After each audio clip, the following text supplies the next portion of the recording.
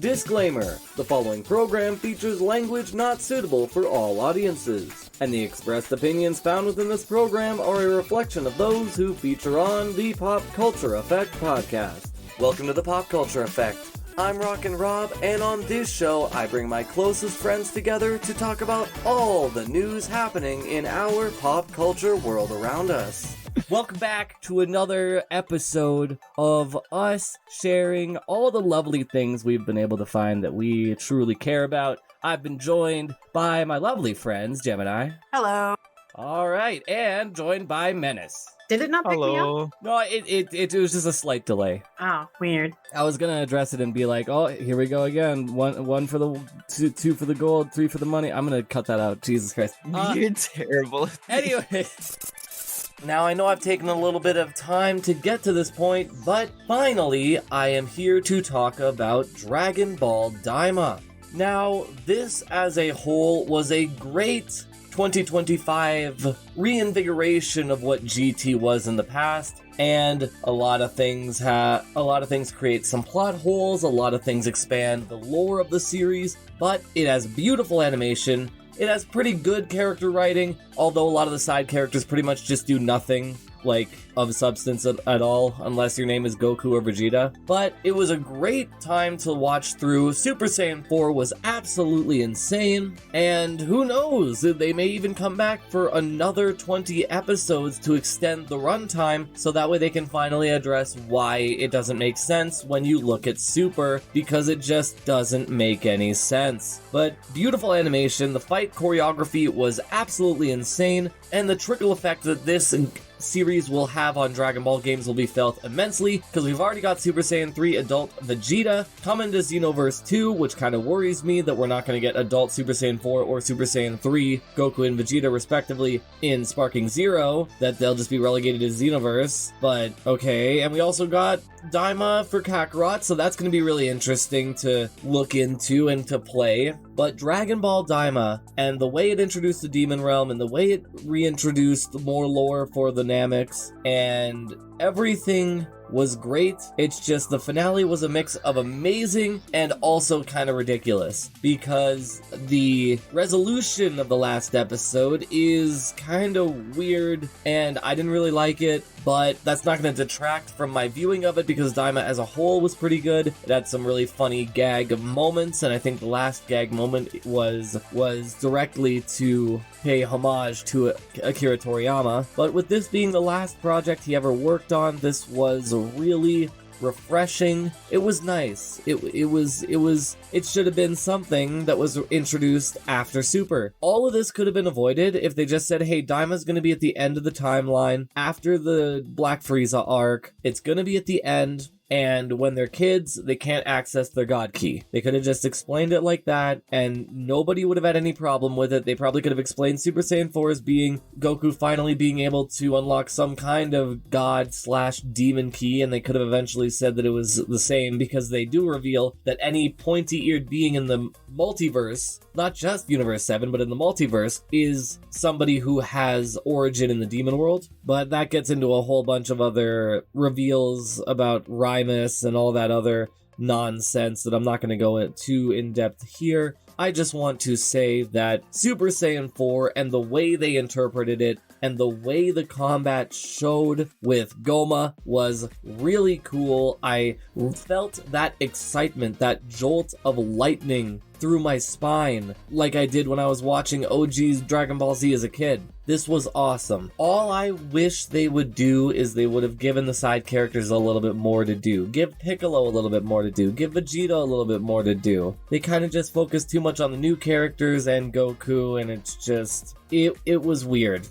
because they could have done different. They could have done so much different if they had just taken their time with it. And by that, I mean they literally were constructing the plot of it while they were animating it, which is just insane. But that opens up a whole other can of worms that I'm not going to go into here. But that's pretty much everything I have to discuss when it comes to Dragon Ball Daima. It was a beautiful firework in the timeline of Dragon Ball, as it had some great fight scenes. It introduced some really cool concepts. The Tagamis the Tagamamis, whatever they're called, they were really cool. The Majins that Arinsu made were really cool. The retconning Boo's origin and Namix as a whole, questionable, but that's just how it is nowadays. That's just how it is in Dragon Ball. You just gotta be okay with things being like, well, this wasn't even a thing we were thinking of back in the day, so you just gotta be okay with it. The fight choreography, the overall style of it was absolutely breathtaking, and I would definitely recommend checking out the full 20 episodes and whatever extra episodes they end up adding. I can imagine they go for 20 episode seasons, maybe go until 80. That way you have 4 seasons, so you have enough time to explain everything, but that's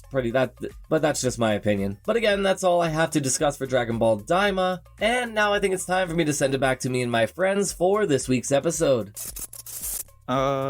But Trid, we got new news on Elder Scrolls 6. I've been waiting. That we do. So while there's nothing like fully 100% confirmed as for like trailers and everything, I think the last thing we got was like, I think a mild teaser like a year or so back. And then of course like, the decades of like whispers. But when was this? I think sometime this month. I can't exactly find the exact date. But it was earlier this month that Bethesda is doing a charity event for people to bid a spot to be made into an NPC for the Elder Scrolls 6. Now, Bethesda is no stranger to doing instances like this. They have done Make-A-Wish charities and everything in the past, which is one thing that I will commend them for. There have been multiple instances where they have incorporated longtime fans who died tragically into their games. I actually found out in Skyrim, one of the followers that you can get was a longtime Elder Scrolls fan that died of cancer. Eric the Slayer. He was a starry-eyed Remember NPC. that name. Yeah, so he's a starry-eyed NPC you can find in Rorikstead who wants to be an adventurer, but he can't because he comes from a poor farming community, and his dad doesn't want him to do that because, that's his only son. His wife is dead, he doesn't want his son to die. But you can essentially, like, through dialogue, or basically you can convince his dad and he becomes a follower then. I found out that actually that character is based off of an actual guy named, it was in here, Eric West, an Elder Scrolls fan who died of cancer, and he was added to Skyrim. Another instance, and this one was confirmed, is Skyrim grandma Shirley Curry. I don't know if I think she just retired from what she was doing. I think she might still be alive, but it was confirmed that she would also be appearing in the Elder Scrolls 6. So a lot of times, Bethesda has done instances like this. So again, they're doing a Make-A-Wish Foundation, or with the aid of the Make-A-Wish Foundation, they're doing a charity to where you can donate and bid for a spot to be made into an NPC in the Elder Scrolls 6. And honestly, I think that is a very good thing. It's rather heartwarming, actually, because I always love when game companies donate to like Make-A-Wish or St. Jude's. Those are always two like really good ones. Exactly. Like, and for me personally, like, the individual that I knew who went through Make-A-Wish and everything, he's my family, like, through in-law instances. So like it's a very good organization that really does help people and everything, especially children, because I think it's you mostly hear about it with children and everything, but I think they do help other people, but mostly children. So like I think it's a nice win-win situation where they're donating this money to an organization that really does help people, and then also you kind of get a nice little like gift for it. You get to see yourself in this game, which I mean, also, as long as it's it's also a really big incentive to spend more with it being for this charity. Like, oh, exactly. Obviously, people are gonna spend a lot of money to have themselves put into a game, but for having it all go to this cause is really cool. Exactly. I think, like, personally, the more important thing isn't even just, you get the accomplishment of being in a video game. That lasts forever. You'll always be in that video game, so a part of you will live on in history forever, pretty much. Think of how many times they remade Skyrim. Think of how many times they put in that game. Exactly. That's why I commend the fact that Bethesda has done this before with the instance of Eric West, who was turned into an NPC, a follower at that, and I'm pretty sure Eric the Slayer is considered one of like the most loved followers in Skyrim, next to like Lydia because you practically get her through the story, and Serana because again she's a story NPC. He's probably one of the most. I think he's the most loved male next to I think probably the companions, the twins. So like you're exactly right. You will be immortalized. So I think it's a very good thing that they're doing. Currently, the highest, the current winner is $11,050. So I'm pretty sure it will be. Let's see. I think they did give a cutoff date. Hold on, I'm rereading it because I posted this a week ago that I was going to talk about it and I haven't touched it since. I remember I saw something in here. Okay, so I don't know if they've put a cutoff date. If they have, I could probably open the bidding page. I've never actually opened this website. It takes you to the Make-A-Wish website. So, as of 8 hours ago, the Elder Scrolls 6 NPC auction raises $85,000 as a mystery bidder snags the win for a dedicated group of RPG enthusiasts. Okay, so it is closed. Yes. The bid capped out at $5,450. What was it? $85,450. Like that was the winning one? Yes. Okay, so as of this, the last winner was 11,000. So the actual winner was 85, that's a lot of money. But either way, like it still went to something good regardless. I'm trying to find the group that won. But there is some things that people have been speculating about then because of this. But again, as I stated, this isn't Bethesda's first time of doing this. They actually did this with Starfield. They held a similar competition for when Starfield was getting released, which that one was kind of stinky, but Starfield was okay. But that was done in September of 2020. It was announced in February of 2021 for the competition for Starfield. And then Starfield was released September 26th of 2023. So a lot of people now are going to start speculating. This means that the Elder Scrolls 6 could be possibly released sometime in December of 27. Now, again, none of that is fully confirmed, but it does fit into the timeline of Bethesda's previous IP having a competition, and then 2 years later, roughly in September, they released the game. That makes sense because, we don't know how long they've been working on the Elder Scrolls 6. It could have been they've been working on it for only a couple years, or they could have been working on it for a decade. It's hard to really say. Honestly, I wouldn't be surprised if they have been cooking they probably have been cooking on this for a very long time. As of 8 hours ago, there's still been no one to come forward. It was going to be one of the Bethesda studios, the USEP, and they were going to dedicate it to someone who recently passed away. And they're planning on finding other ways to do that, but no one has come forward with the winning bid yet. It could be entirely possible that Bethesda doesn't want them to come forward yet. Maybe they're currently under a non-disclosure. Bethesda made a post asking someone to come forward. Oh, did they? Yeah. Well, at that point, it's really hard to say what their reasoning is. It makes sense that maybe they want them to come forward, but maybe they personally want it to be a secret, and maybe they've contacted Bethesda personally. It's hard to say in that instance, but I will admit that it is very good information to hear, not only in the sense of this, that they're touching base with their player base, essentially, in this manner. But as I stated, it is starting to give a very small time frame, or the subtle time frame, as to when this game could be released. As I was saying, they did a similar competition for Starfield in 2021 of February, and then 2 years later in 2023 in September it was released. So with this, if Bethesda decides to stick to their pattern, so to speak, it could be entirely possible that then in 2027 of September we could see Elder Scrolls 6, which honestly, that kind of makes sense because they probably have to then get this all wrapped up and situated. Whoever won, congratulations to whoever did. Probably touch bases with them, see what they want and everything. And that in itself, just like communicating with the customer in this aspect, could probably take a couple weeks to even months to get like a solid idea. My guess is if they're doing this, they're done with usually it's making the world, making the foundation, layering the map, and then NPCs and characters are closer to the end of the process, but not like... So that's why like a 2-year time frame sounds about right because, You know, they're probably in the stage of working on like NPCs, and maybe depending on what this person chooses, I don't see them being a story heavy NPC. Because like I said, Eric the Slayer, he was a side. You could play the whole story and not see him once. You maybe run by him. So I don't see this character being. I said I could definitely see them doing like making him a side or like. Yeah, I don't see the NPC being a integral story NPC. They'll probably be a side NPC, which there's nothing wrong with that. I mean, for God's sakes. From the other ones, it seems like they give them their whole backstory. They give them their own backstory and their own kind of life in that universe. They do, yeah.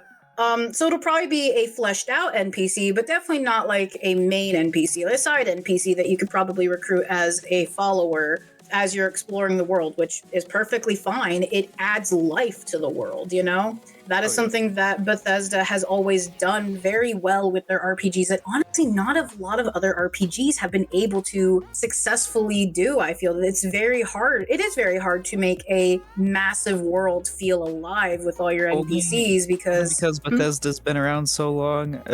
Bioshock.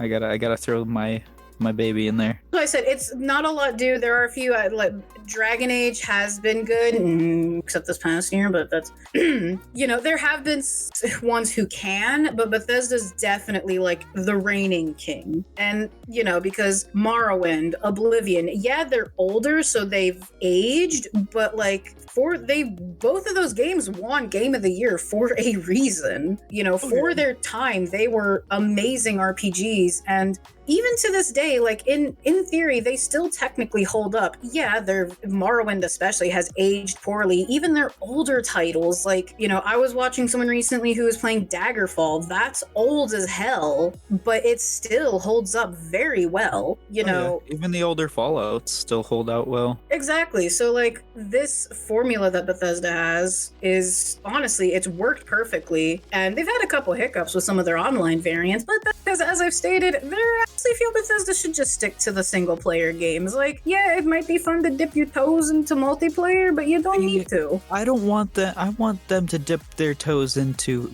not online. Well, I can't say that. They went from one end of the spectrum to MMO. I want them to just do co-op.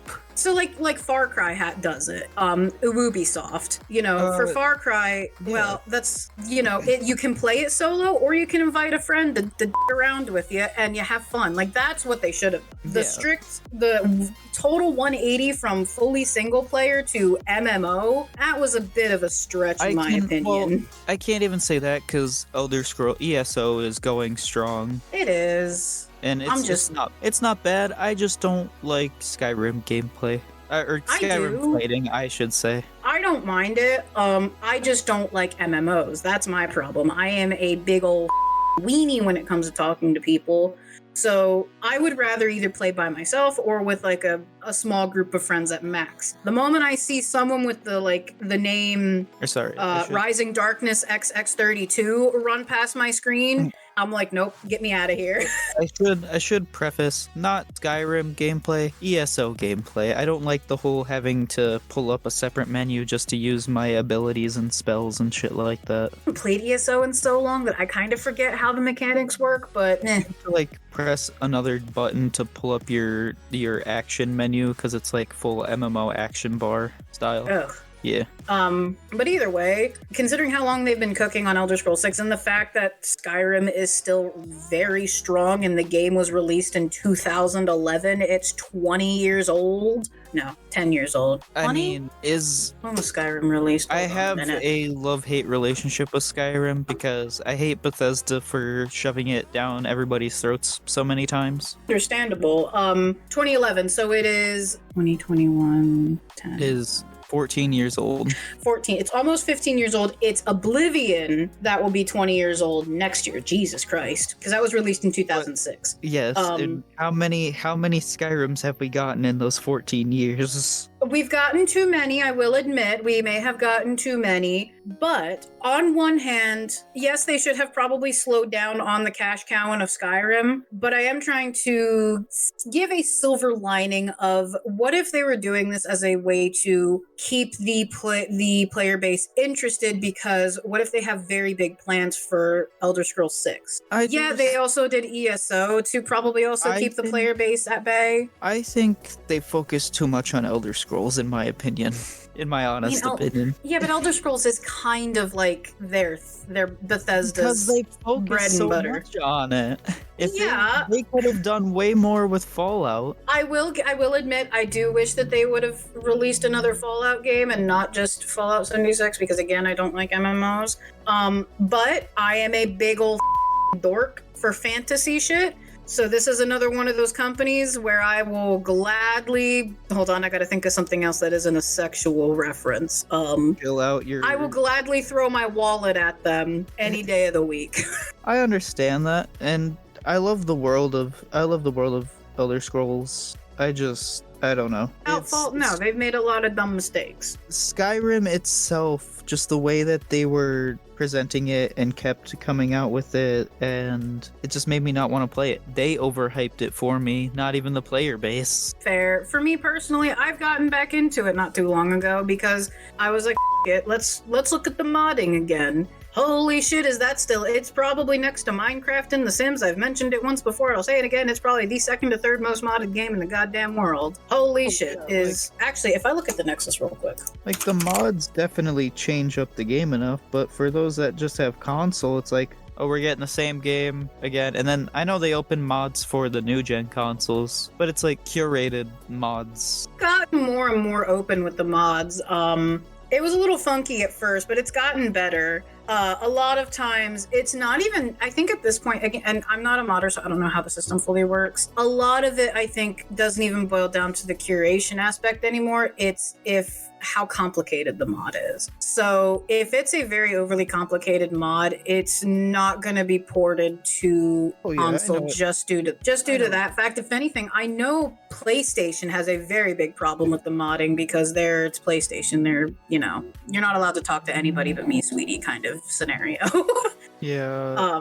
I understand that a lot of them can't be ported just due to how modding works. I don't know. It's like it was just shoved. It just comes back to it was shoved in in our faces so much. Is like, okay, we're getting Skyrim for the 10th year in a row. What about your other IPs? You made 76 and left Fallout and made 4 Skyrims after that. We can't really, it's hard to say why they've gone in this direction. Was it smart? Maybe not from a consumer aspect, but maybe from a shareholder aspect, it was the better choice. It's hard to say, really. But at the very least, it does look like they are doing something with... Yeah. Actually, no.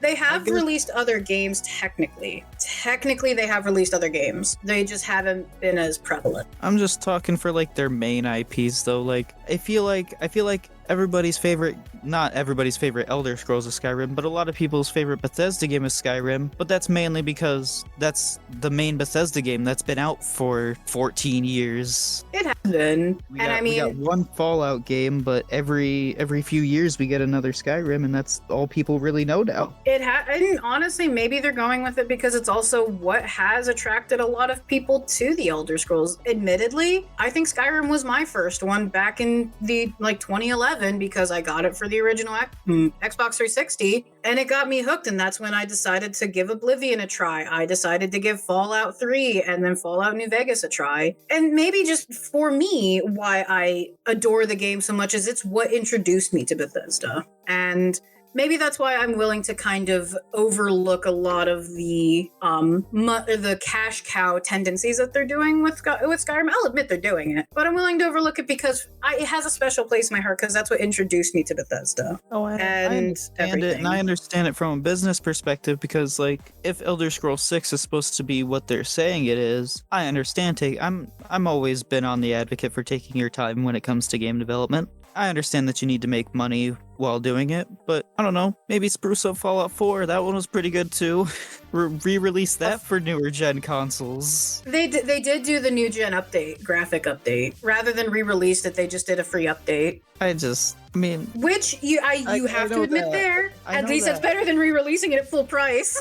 It is. It definitely is. I don't know. It's just terrible business practice mixed with good game development, and I think it boils fries my down brain. to the I think it boiled down to the fact of Skyrim was so popular that when they released Special Edition and Anniversary Edition, it was basically the same game with a fresh coat of paint and a little bit of a buff and wax shine to it. But They then it's knew they knew we'd eat it up. Yeah, They it's knew also it. Marketing that they did is like, oh, and then when it was coming to Switch, it's like, oh, a new Bethesda game coming to Switch. It's Skyrim. Oh, a new Bethesda game for next gen consoles. It's Skyrim. It's like, don't. In that aspect, I think they're doing it to catch new players. People Yeah. that never touched it, younger people that never touched it, they'll never know. It's the constant focus on one when you have multiple AAA titles that run good. I mean, It's- there 'cause have been whispers got- about them redoing Oblivion. that's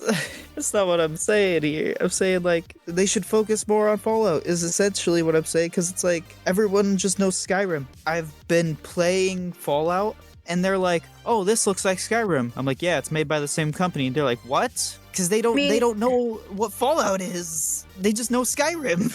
I mean, I'm sure For there are people- people that, like, with BioWare, they don't realize that Mass Effect and Dragon Age are practically the same game, just, different, not the same game, but you know what I mean, like, same company and everything like that. It happens. But when you have two games that are made on the same exact, like, I understand it, like your analogy is the same, but it's like they play almost the exact same when it comes to their single player games. And there's nothing wrong with that.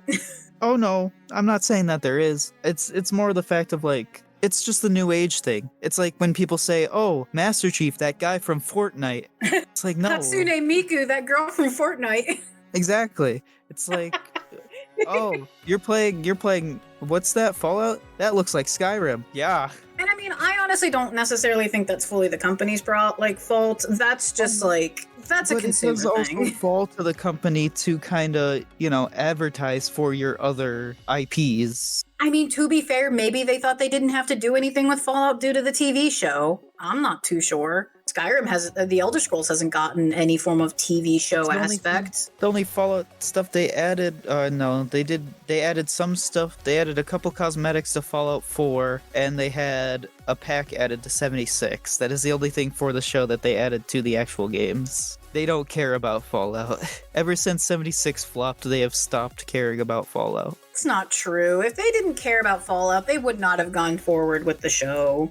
The show was they keep Fallout 76 going mainly for the microtransactions. I don't think Fallout is necessarily abandoned by them. From getting back into 76, it's pretty easy to tell. And I mean, Fallout definitely they're both completely different universes. They both have completely different mechanics of game style. Yeah, it boils down to the same RPG elements. But if you think how I'm thinking about it, I'm pretty sure, Fallout technically wasn't Bethesda's originally. That belonged to somebody else, and then they acquired it. Saying at the time of Fallout 4 and Skyrim, right? Because they dropped around the same time. They were at about the same popularity, and then Skyrim just kept coming out and gained more popularity with each release. And then they're like, oh, ESO is doing good. Let's do another MMO, 76. And they half-baked it, released it, and it died then and there. I mean, they gave it updates, and like I said, it's a normal multiplayer Fallout experience now. It's if you were playing Fallout 3, I'm trying not to piss anybody off, Fallout 3 in its early days. So it's like, I don't know. Like, it's not good, but it's not bad, but it's not great either. And since I'm trying to tie up loose ends this week with Dragon Ball Daima, and the fact that Subset and I had a little bit of change in plans in our scheduling, this week I'll be discussing Your Friendly Neighborhood Spider-Man. Now, this was an absolute treat. As somebody who used to be a fan of Spectacular Spider-Man and Ultimate Spider-Man, and all the Sam Raimi movies and Andrew Garfield movies and Tom Holland movies. It's just, it's something that I was really able to connect with, because finally we get a Spider-Man show that isn't a melodrama. We get a slice of life where it's mostly positive and uplifting and bright, and it shows the more brighter and more positive aspects of the Spider-Man mythos. Because a lot of the times it's, oh, Peter has to struggle between mixing life and being a superhero. And yes, he does accomplish that, but it's not played for these huge moments of drama or these huge moments of tension. I mean, they may do that in the future, because there's definitely going to be a season 2, because it's already in the works. And in the last episode, they left so many dangling threads, it'd be actually insulting if they didn't make a season 2. But this was beautiful, from the comic book-esque animation style, to the great character writing, to the way they represented all of the characters, to how characters can be going forward. Like, we saw this, to get into a little bit of spoilers, we saw the Scorpion, we saw Doctor Strange, we even saw Iron Man and Dr. Octopus. So you know this show is stacked with characters. I feel like Marvel was like, oh shit, Sony's kind of ruining our brand. Maybe we should actually make a Spider-Man show that actually uses all of the elements of it in ways that we actually know fans will enjoy. Like, instead of having the Rhino, give a character a new power set and call them the Unicorn. You know, instead of having the lizard Dr. Connors, we have a different version of Dr. Connors, yes, with a missing limb, but who knows if she'll turn into the Croc or not. But as a longtime Spider-Man fan, it was really nice to see Spider-Man actually be able to have human relationships with people, because pretty soon his identity is kind of out of the bag, at least from his friends' point of view and his associates. And it's just really cool that he finally has like a support network, because that was always my kind of hurdle with Spider-Man, is that he never had a support system to help him through the process of being a superhero. He always felt he had to hide that side of him, hide that part of him. But no, in this iteration, it's full on display. His friends are fully in support of him, and it's just really heartwarming, and it helps connect with a lot of the characters, you know, like Harry, Anika, even to a certain extent, Mr. Osborn, and then, you know, there's Aunt May, but to a lesser extent because she doesn't know the identity thing yet. But I'm really looking forward to see what Season 2 has to offer, especially with all the lingering ties that we get for the end of the season. I am so excited. I really hope we get a trailer soon, and when we do, I'm going to come back and discuss it and go over it. But as of right now, this is pretty much all I want to discuss when it comes to My Friendly Neighborhood Spider-Man, because there's a lot I want you to go out and watch for yourself, because this is worth watching the 10 episodes. It's only 10 episodes, and it goes by super quickly. Like, I couldn't even believe that the episodes, that there was only 10, with how much they kind of are able to jam pack in every single one of these episodes. The one thing I will discuss when it comes to spoilers, however, is the introduction of Web. Now, this is a company that Harry is starting up, Worldwide Engineering Brigade, and I'm assuming this is going to be the platform. where we're going to get all of the support for Spider-Man going forward, like with new tech, new suits. And I'm really excited because I was worried that we were going to have Spider-Man depend fully on Oscorp. But it's a good thing they're going in different directions. But it's good to see that, you know, Spider-Man and his crew are finding their own company and finding their own way. And I am really excited to see how that turns out, because Amadeus Cho is on the side of Oscorp. I can't wait to see what that man is going to bring to the table. Now, that's pretty much everything I have to discuss when it comes to Your Friendly Neighborhood Spider-Man. That's everything we have for this week. If you're checking us out on YouTube, make sure to like, comment, and subscribe. And if you're checking us out on CJSW, make sure to check out all the lovely other content they've got over there. Haha, Tyler, I got to it before you. And now I'd like to say thank you to all my friends. Thank you, Tyler. Oh yeah, always a fun time. And thank you, Gemini. Pleasure as always. And we will see you in the next one. Farewell. Bye. Bye-bye. Future Robbie's a bitch. That's not okay. I had to get it in. Yeah, we didn't do one this recording.